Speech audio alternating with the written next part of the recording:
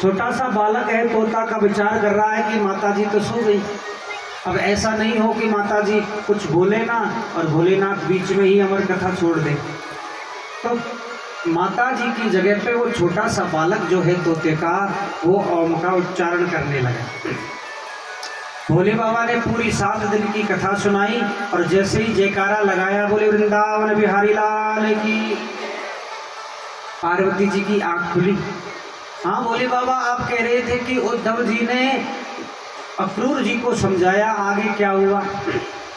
भोलेनाथ कहने लगे, देवी तुम अक्रूर की बात कर रहे हो, यहाँ तो कथा ही समाप्त हो गई, तुम कहाँ थे? हाथ जोड़कर कहने लगी, भोले बाबा गलती हो गई, आंख लग गई थी। भोले बाबा कहने लगे कि जब तुम्हारी आंख लग गई तो फिर ये ओम का उच्चारण कौन कर रहा था? और जैसे ही भोलेनाथ ने पीछे मुड़ करके देखा, एक छोटा सा तोते का बालक बैठा हुआ। भोलेनाथ को बड़ा क्रोध लगा। भोलेनाथ अपना त्रिशूल लेकर के उसको मारने के लिए दौड़े, तो वो तोता जो है उतरते हुए सीधा कैलाश पर्वत से नीचे आया और जहाँ सुखदेव जी महाराज जो वेद व्यास जी महाराज का जो आश्रम है, तो उस आश्रम में वेद व्यास जी की जो पत्नी है बिटका देवी, उसको जैसे ही जमाई आई, अवासी आई, वो छोटा सा बालक उसके गर्भ में प्रवेश कर जाता है। और यहाँ कई प्रश्न उठाते हैं लोग, बोले यदि गले में यदि एक मक्खी चल जाए तो उसका भी पता होता है, लेकिन तोता तो इतना बड़ा होता है, वो कैसे चला गया? इसका ये उत्तर है कि तोता जो है अपनी आत्मा को लेकर के, अपने जीव को लेकर के अंदर प्रवेश किया, न कि शरीर को लेकर। फिर से बोलिए राधे राधे। भोलेनाथ आए, सुखदेव जी से कहा, महाराज आपने हमारा चोर देखा?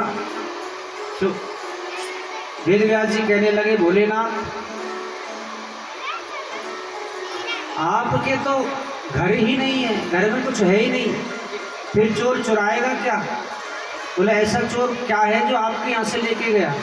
भोलेनाथ ने कहा कि वेद व्यास जी, हमारी उस चोर ने अमर कथा की चोरी करी है। वैसे कथा सुनने का सबको अधिकार है, लेकिन वेद शास्त्र कहते हैं कि जहाँ पर कथा हो रही है और उसके पीछे बैठ करके यदि आप कथा सुनते हैं तो एक चोरी होती है, और चोरी करना एक पाप है। फिर वो कथा फलदायी नहीं, वो नुकसानदायी होती है। हाँ, इसलिए पीछे बैठ करके कभी कथा नहीं सुननी चाहिए, सम्मुख बैठ करके सुननी चाहिए, सामने। तो उसने हमारी अमर कथा की चोरी करी है।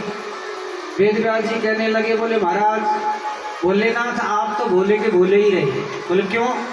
अरे बोले ये तो समझिए कि जिसने अमर कथा की चोरी कर ली वो तो अमर हो गया, फिर उसको तुम मारोगे कैसे?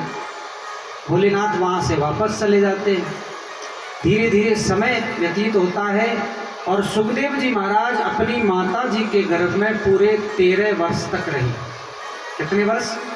13 वर्ष तक।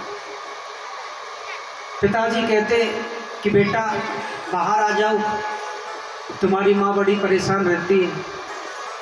अंदर से ही आवाज़ आती है कि नहीं पिताजी मैं बाहर नहीं आऊँगा। क्यों?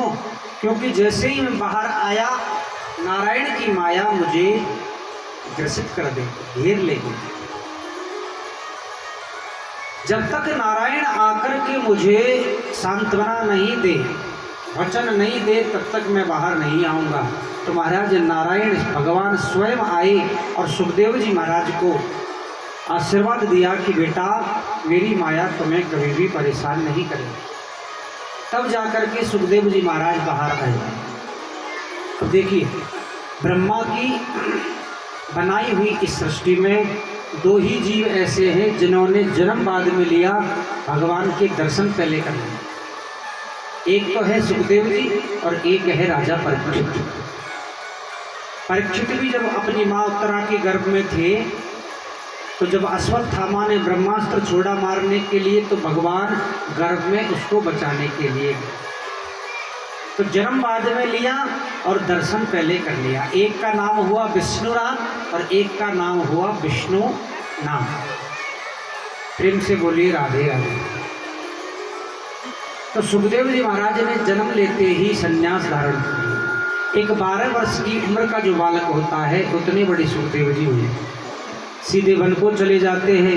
पुत्रेति तन्मयतया तरवोमुनेदुस्, पुत्र पुत्र कहते हुए उनके पिताजी पीछे पीछे चल रहे हैं, लेकिन पीछे मुड़कर भी नहीं देखा। ऐसे सुखदेव जी महाराज को हम प्रणाम करते हैं। बोलिए सुखदेव जी महाराज की। श्री कृष्ण गोविंद हरे मुरारी, हे नाथ नारायण वासुदेवा। श्री कृष्ण गोविंद हरे मुरारी, हे नाथ नारायण वासुदेवा। श्री कृष्ण गोविंद हरे मुरारी, नाथ नारायण वासुदेवा। श्री कृष्ण गोविंद हरे मुरारी, हे नाथ नारायण वासुदेवा। हे नाथ नारायण वासुदेवा। हे नाथ नारायण वासुदेवा। हे नाथ नारायण वासुदेवा। हे नाथ नारायण वासुदेवा। हे नाथ नारायण वासुदेवा।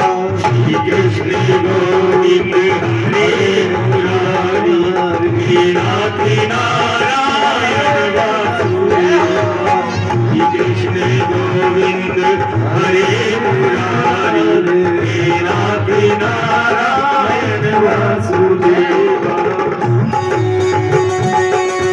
आगे में सभी तारीफ जय श्री राधे।